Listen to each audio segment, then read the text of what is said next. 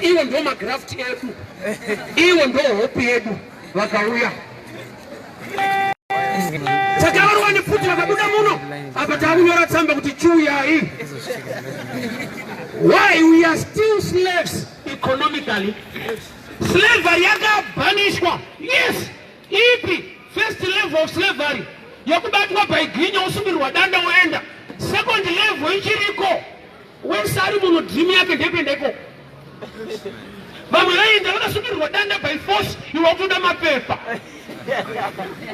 Vakaseta a system yakuti you remain as kusvika mafighter slavery kwete kungova free musiri empowered. Rinenge demonic oza demonic kagara pamunhu rinotozva kuti upenyu hwedu kudzingwa. Madhimoni anodzingwa out right now, every Sunday out right now. Saka zvati tinogara tingodzingwa kumana tingaite sei kuti basa redu rive effective? Ndo demonic rinoti rikabata munhu rinoenda kunocontrola mind, romupa a system of belief and thinking. Zvekuti demonic even rikadzingwa munhu anosara achiita ega. Pane zvauri kutoita usingapinda mumweya wetsvina, aiwa ndiwe. Satani anotoshama kuti dzatoita kudhara atokecha uenda but haana mweya. Wakasirwa mind yekuti ukasakecha unonzonge loss. Isystem avamo munhu havana munhu vari kumanikidza but wegona kunzwa kuti dai vauya.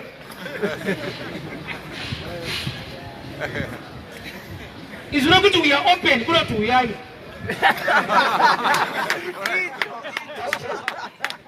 Why not? Economically, we are not independent. We depend on them. That's the truth for the whole Africa. Not Zimbabwe alone. The whole Africa. Our dream in when they come back. It's another dimension of slavery. You don't debate about it. Don't nature is really natural. Amen. So tena munhu akabata nguva babasa anozobata nguva yechirungu. Hakuna African time, American time. But akasvika pakurespecta vanhu ivavo zvokuti chese chiri bond iwo. Ukapfeka mushe chivheti chirungu baba. Chirungu mbara chirungu.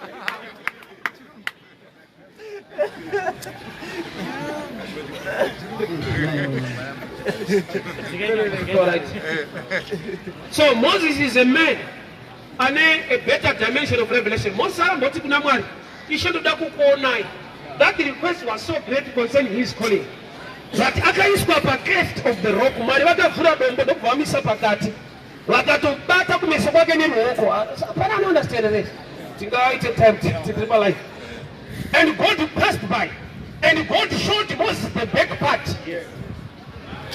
God, Mwari, unogona kupisa pakanzi God, what word?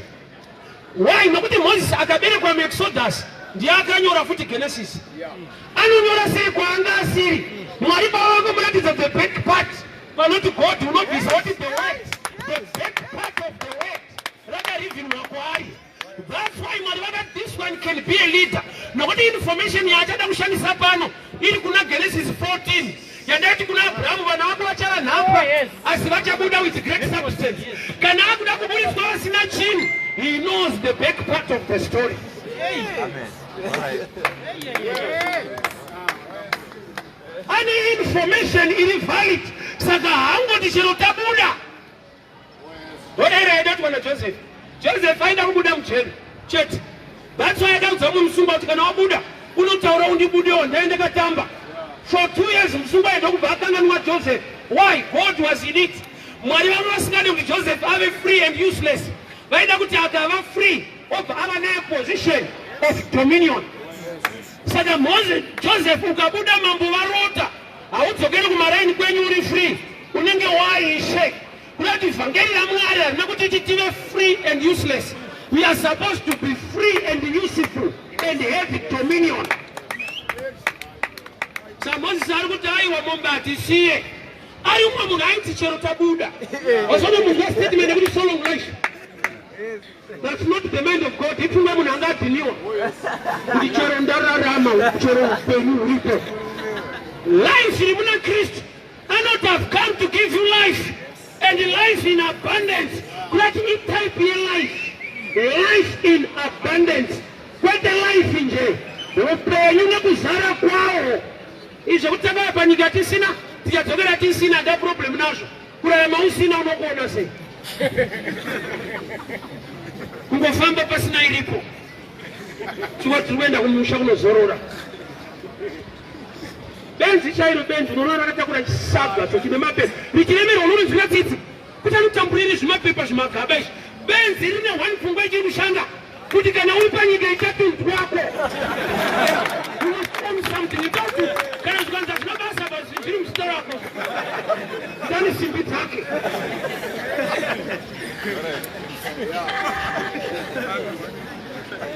Muri kubatidzwa zvenyika ino zvinogutsa dumbu. Haandei kuvhangeri rekutanga kubatidzirwa munhu mugarden.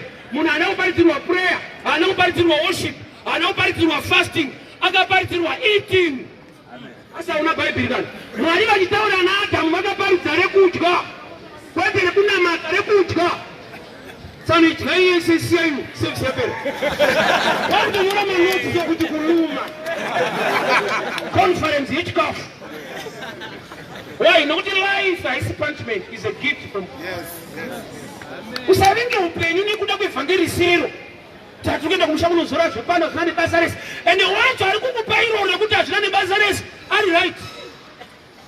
Apaga moti yake abva kumba kwake. Utati receive your car. Nevhangeri rematsotsi. Receive your house. Kunyeperana. Iye abuda mumba make. Adrive moti yake.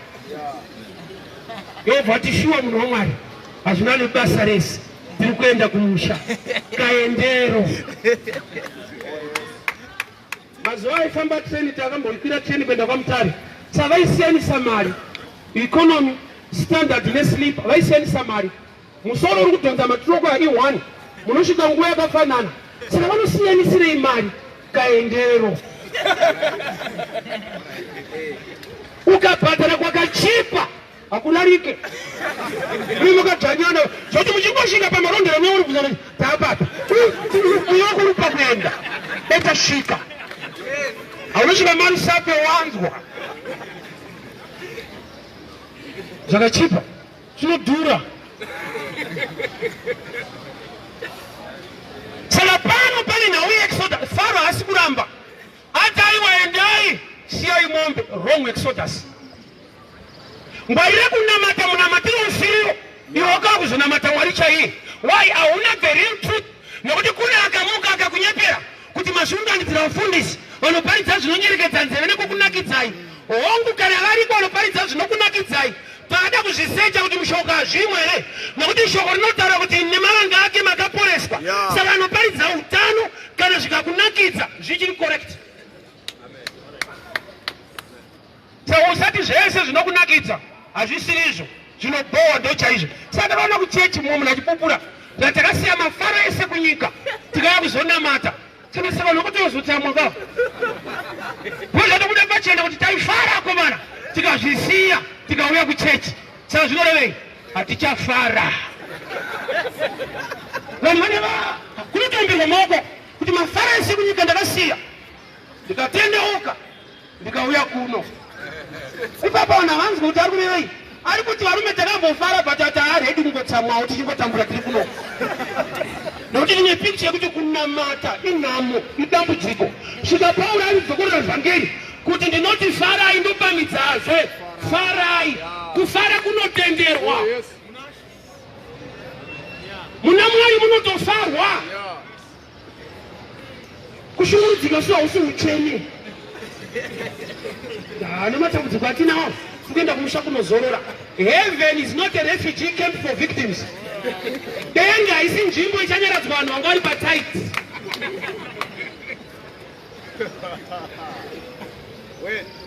Unoita mufakosi zvodzvanya pano zvoita. Mwari ambobva vatasvika kudenga nzi vanga vari kuZimbabwe ndevana. Haimbopinda yako vana makapinda mahwani. America inopinda tiri kutsano. Inyaya yehutsvene kuti mamiriro economy. Moses ari kunegotiata. Why? Nokuti anoziva the truth behind it.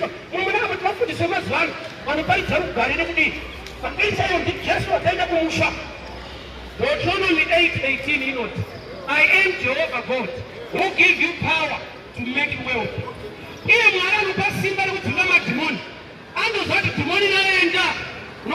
mawani nenhamo.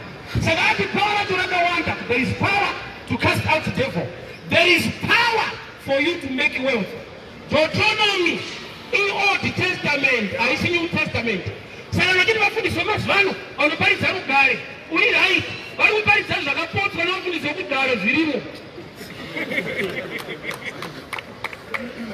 Murume akanzi Good Samaritan haana kuita good neprayer kana nechechi.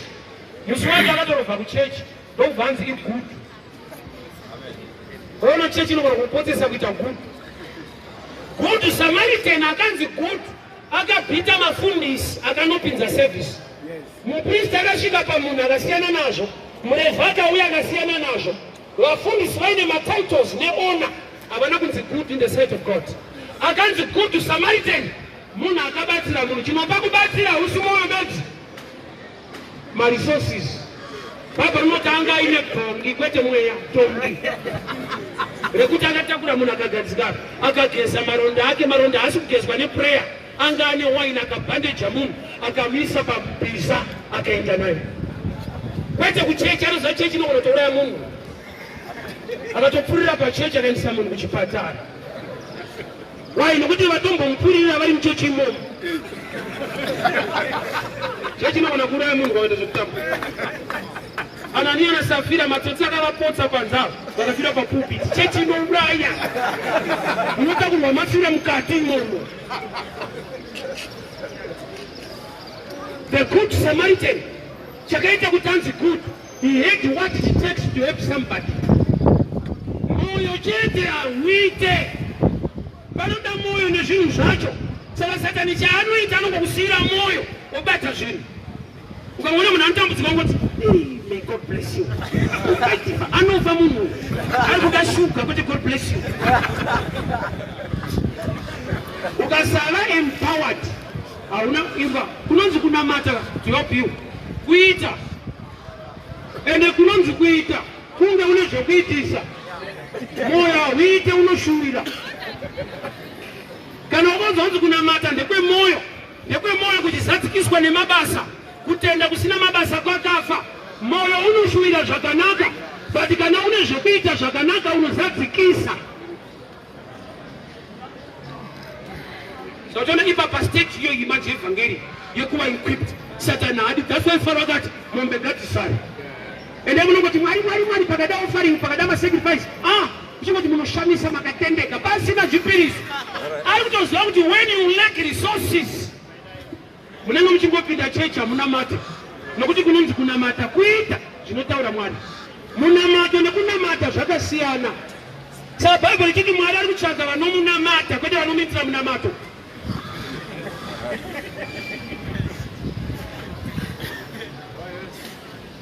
Let me show you a bit. Matthew chapter 6, verse 6. In the current evidence that the Marano Pindra Munamatoga, that the carry, and the Karawa and Andri correct when Andri Fan. Was Pana listening name Pana, Nemunakura. So not the Munkanari Fan, I know the Babaka and Roman West. Nakameta is a note about that. Nakura, the one of them that so I couldn't listen in each Pana. So David of the Marano Kaminamato. She can also read in the Matthew 6, verse 6. You got the Pindai Pata and the Muparinga, Mariano owner, Kota Nonza. He teaching a prayer. He watch it Taura, he achieved, Achuona. I was able to a scanner and eat. Scanner was so about him, but the double Kurora, Akaramba, Nakuramba Kurora, Akaramba Chaitaura. But I won in the Mura.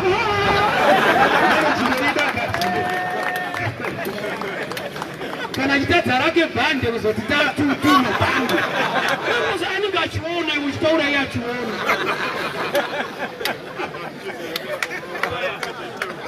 So I was looking at what I was over. I was wrong. So I was about to Iron by China. Why? Nobody but teaching every Matthew 6. Just I know that I'm sending it to the my 10. Not even my 10 minutes of prayer. So I'm not going to prayer. I'm just going to wear on my Sakanon, the God who sees. Watch Taura, here to honor. Reward Ilmuneza, no honor. The Udipakutaura, what are you doing? Kanaka, but you watch us Nakunaka. Sani ngachiona kuti yakutaura hake izvi but iye manje uyu haadauro kutaura chete. You are so selfish. Iwe munamato uchiti tipewo chingwa chedu kwete changu. Give us today our daily bread. Our. Iwe kana wachipiwa chako. Haudi kuona munhu pamberi pako. Unanzwa mwari chandakanakira. Handitsike kuba kwemunhu. Ndochawakatoipira. Why? Nokuti shoko rangu rinobvisa selfishness. Yes. Our father, not my father. Parikuti awa panowapena dhoo kune vamwe vausingaziva zikanwa nemudhara yenyu. Unozara tine vanhu vanokudza kuti kana munhu asingapinde chechi yavo haasi serious kana kuti haanamati. Simple example. Chinoita kuti uyu asazive kuti uyu anonamata inyaya yekuti uyu haanamate uyu chete. Chinoita kuti usazive kuti apesiti pako anonamata here inyaya yekuti haanamate iwewe saka unashuwa. Dai waibvudza mwari wacho anonamata ndopa waishokwa. Oza problem ina mwari. Anoona kuda munhu wausingadi. Wazi haasi wewe ndi mwari. Vanhu vanokudza kuti munhu wawakamaka mwari wacho akatomumakawo. Rahabhu chaiva chifeve ndokubva amirirwa nevamwe vaibva kuKenani akaroorwa. Jeriko yese akamumaka kuti chifeve. Mwari ndokubva aunza vana veIsraeri ndokubva vamuroora. The mind of Moses akaona the back part of God. Akaona the back part of the word. God is word. In the beginning was the word was God, the word was God. So Moses akaona the back part of God. Akaona the back part of the word. Why achida the back part? Nokuti akaberekwa mu Exodus 2. Iye achifanirwa kuziva kuti zviri kuna Genesis. Saka zviri kumashure zvinoda kuti mwari vamuwanire nyasha to know what is beyond. Nokuti zviri kumashure ndo zviri kushanda mune zvanhasi. Faro akati budai siyai mombe. Moses anongobvura Genesis 13:40 what? They will come out with the great substance. What I want, according to the constitution yaka covenant ya Abraham na Mwari, hapangobudiwa zviri ordinary. Tinobuda netuntu wedu. Saka anotanga kuti aiwa zviite. Oza the devil haana problem nokuti uende kuchechi unamate kana matiro kana usina the real knowledge anofara kuti nguva munhu anopinda chechi. Reason yekuti munhu autendeuka agamuchira Jesu ndeyekuti ave empowered on earth uye ave nesalvation to make heaven. One-sided gospel rokuti tiri kuenda kudenga iera. We are on this earth for an assignment, not punishment. Iye Jesu akati ndiri kuenda nokugadzira pekugara. Ndichauya ndokutorai. Pekugara iye accommodation dzimba. Iwe vaparidzirwa yedzimba. Woti harisi vhangeri. Yeti chiri kutononotsa Jesu dzimba. Hausimbozwa. Ndiri kunongovakirai pekugara. Accommodation dzimba. Yoti hari dzimba harisi vhangeri. Toti Jesu akutononoka nesizvo.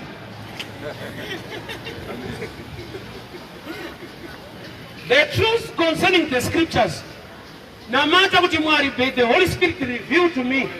Nokuti zvimwe zvacho ndiri mudiki pazviri. Sa Moses anoti Mwari pane zvandoda kuona pamuri. Mwari wati chiri missing pauri is the back part.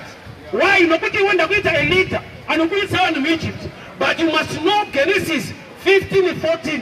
Kuti not kudi. Nokuti without that substance munogona kuva free and useless. Munogona richero tabuda. Wesiya mombe dzenyu mabuda. Iri vhangeri riko. Ende rine vanhu vanofara naro.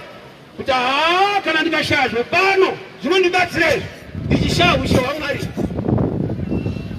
Scripture ndomboinzwa.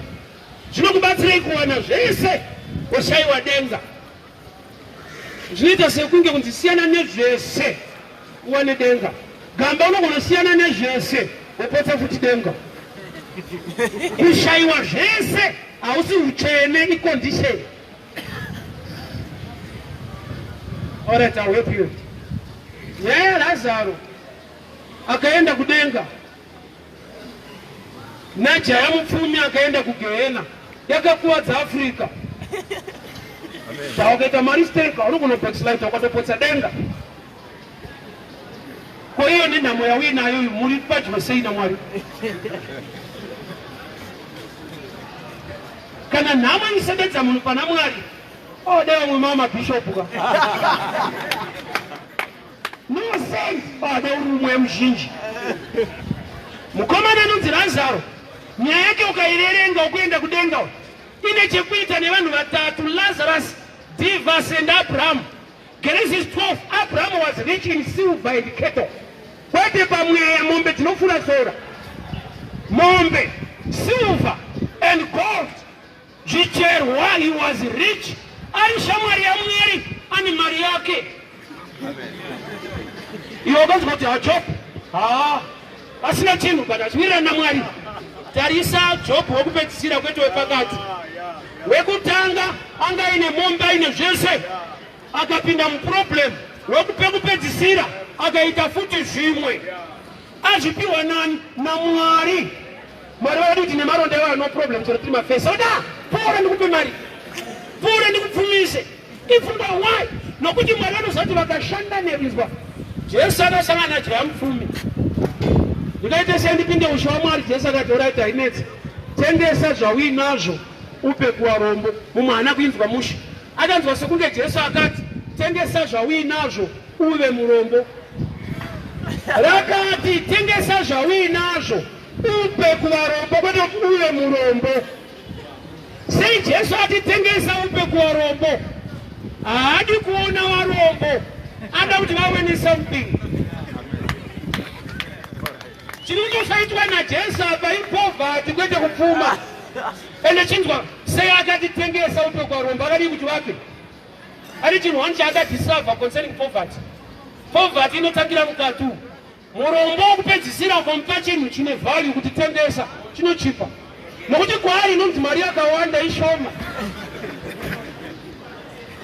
Wazani munhu ane mari stereka akakupa basa rekuita akada kukuitira utsinye. Anobvunza iwe kuti tokupa mari. Anenge atokukwadza. Because nhamo chainoita kuti uremekedze waya. Akati yes. Nokuti iye akada kukupa, he's so professional. Anoziva kushanda kwemari kwakakura. Angakupa yakawandisa. Anobvunza iwewe tokupa mari. Pane kachakamboslasha pacreche so. 3 boys 3. Zane muchinda wacho wecreche muda mari yakomana. Apo tiri kufunga ma20 yesu mamwe ma30. Mwori ndovata akana atipa crate remasikati. Unozati murombo wakaita. Vamwe vanhu vari kushandiswa kurova vamwe vanhu. Havasi kupiwa zhinji. Vari kutouraya vamwe izvozvi. Havapiwe zhinji. Ivo vashoma mukati. Saka uchiona vanoshandisa vanhu kudaro. Havatore rori kunotora vanhu kuuniversity. Vanotora kuroad kubridge. Vanototya munhu akafunda papurogiramu iyoyo. Kunovaroverei. Vasina kufunda vanongoti huriko here karova. Taunoziva kuti ukaenda kuuniversity program yekupe. Anda mufakosi. 3 masupa unondiuraya chuwa. 3 masupa unondorwa zvifanda tega emusoro pasi chaivo. Ndauti ndiri patatu kwei kuti huriko. Imentality. Saka Jesu paari kuti tengesa upe kuvarombo. Ari kuti usatombotendera murombo wacho kutengesa. Nokuti value haizive. When you are rich, you understand the value of property. Mbavha enda kumira foni inodhura. Ukazonzwa mari yakatengesa nayo, unodemba. Unodai akatengesera inini wacho wabira zviri nani. Inochipa zvokuti unotoa kumana kune foni dzemari iyoyo. Why ichocho chokuti ave mbavha chakamunyimao mentality. Chinotangira kumusoro. I always tell people this example. Unazoa here kuti ukaita mari zhinji muomwe kuti singadhonze musha. Haunzi businessman unosuspect. Unotoshetwa kuti zvakafamba sei kuite mari yese. Kunge zvinorambidzwa kuti mari yakawanda. Vanhu vanoziva kuti nyangwe yakawanda ipapa haifanira kumira. Ukaona apa yamira apa yawanda kune atorerwa. Moses ane knowledge yekumashure. Church yanhasi ikasaziva knowledge yegarden reEden, the gospel, the foundation, the truth, tinopedzera takuti kuti poverty uchene kana kuti hakushaya kuna basa. Eden, it means pleasure or abundance. Mwari vasati vasika munhu kumisa mugarden, pavakadesigna garden vakadesigna a place yekuti munhu ararame zvakanaka. That's why paakatadzira Mwari akabuda munzvimbo. Nzvimbo iyo inoreva kuti there was provision and favor. Saka takagamuchira Jesu takadzokera back real concept mugarden. Saka chiti kana munhu ava munashe, munashe munei nyika nekuzara kwayo ruoko rwaJehovha. Haggai chapter 2, silver and gold belongs to me, thus says the Lord. Haiwa but munhu waMwari nyaya yezvinhu iyoyi inotarisa vanhu kunamata nokuti vanhu vanofanira kunamata mumweya vasina kutarisa zvenyika ino. Bhaibheri rangu rinoti ushamwari nenyika ruvengo naMwari ndapanzwa. Chinzwa manje imwe vhesi.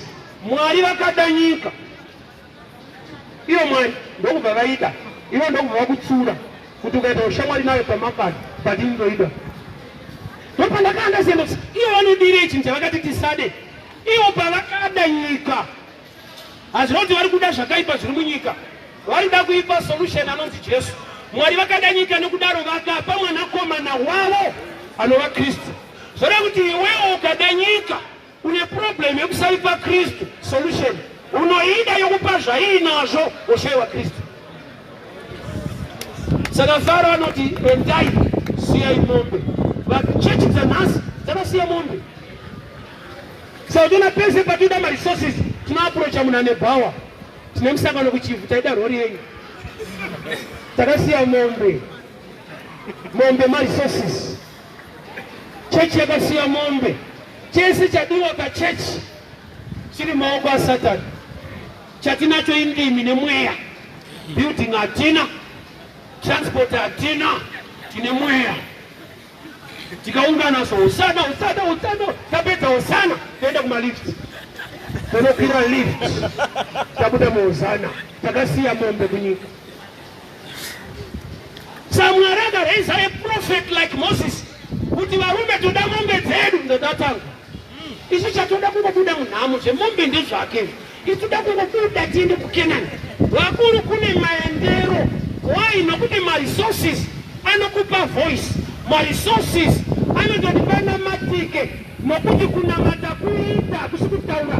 Kutaura ndomunamato. Kunamata kuita zvaanotaura. Iye Christmas yao usikuenda kumusha. Uchangotexta. May the blessing of the Lord overshadow you. Varuda shuka. Ogo pilotu mina mato. Tia ipinde mina mato ipinde kofi. Wale kuna gori gara kwa nini ina. Ilo nnoto na babukula James. Kuti ukaona anotonorwa. Abachada God bless you back to the kumbezi. Bali rushika pakutaura zvinhu kakwete asi makumbezi emwe yaitaurwa. Jazvinobata baba roti kana une majaketi maviri unopawo mumwe 1. Roti kunamata une 1 jacket pane imwe vhesi inokuvhiringidza. Kana amen tiranzokora remotion. Kana une majaketi maviri mabhachi ukaonawo asina unofanira kumupa 1. Kurati kunamata uine 1 pakatoipa.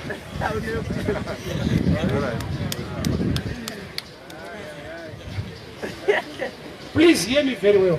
Yes. Munosireiko mombe. Asa munangunzwa ere pfungwa yaMwari wenyu. Amusipa nyika se punishment. You are on this earth as an assignment. You must be a channel for them to bless others. Mwari akati ndicharopafadza vamwe kubudikidza newaAbhurahama. Why? Nokuti kune zvimwe kune manidza nevanhu izvezvi asingatomboda prayer. Amene kana pana ari pano ari kuti nyaya yangu ndingoda munamato. Vazhinji panotoda cash. Munamato ari kutoda ndokuti mari yacho ibatike. Kura chiri kutodiwa imari yacho kwete munamato wacho. Let's be real. Uda prayer kana kuti ndichana cash. Ndine matire munhu waMwari zvinhu zvangu zvakasunga zvemarika. Hapana ndo munamato noda mari. Osa problem yedu yekunyengera yakadai so. Ndakasvika pabhucha wamwamai ndobva kuti kuna bhucha mene. Mwanangu ndipowo mabhonzo. Ndobva wapiwa mabhonzo. Vakakomplaina. Hanzi hana nyama kaya. Mabhonzo acho bhonzo risina nyama. Ndobva ndakadiscover kuti amai vakati ndipei mabhonzo. Havasi kuda mabhonzo. Vari kudawo nyama yakanamira pabhonzo. Kurati pane pamwe kuti nyama unoida but unongosembera kubhonzo. Wese ari kuda mari anonyara. Unongwana kusvika une munhu waMwari.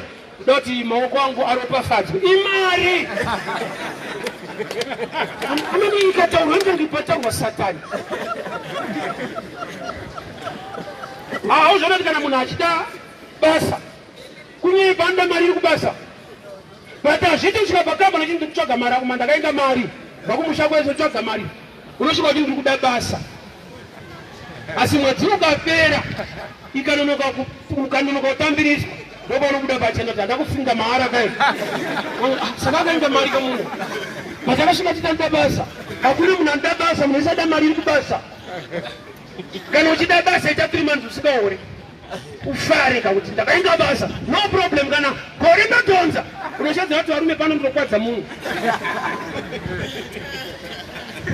andakazotamba kai basa riripo kurume ida basa ndiro rinaro saiwa ndakudawo mari iri mubasa. Munonyiperei kuti muri kuda mabhonzo muchida nyama zvenyika ina zvinani basa rese tikuenda kumusha kunozorora yangu yakunamatira vanhu ndinoda kuti uropafadzwe kubata kwemaoko andozvenyika yacho ka. Andina akanyepera chechi kuti siyai mombe. Thank God for Moses. He is a leader with a difference.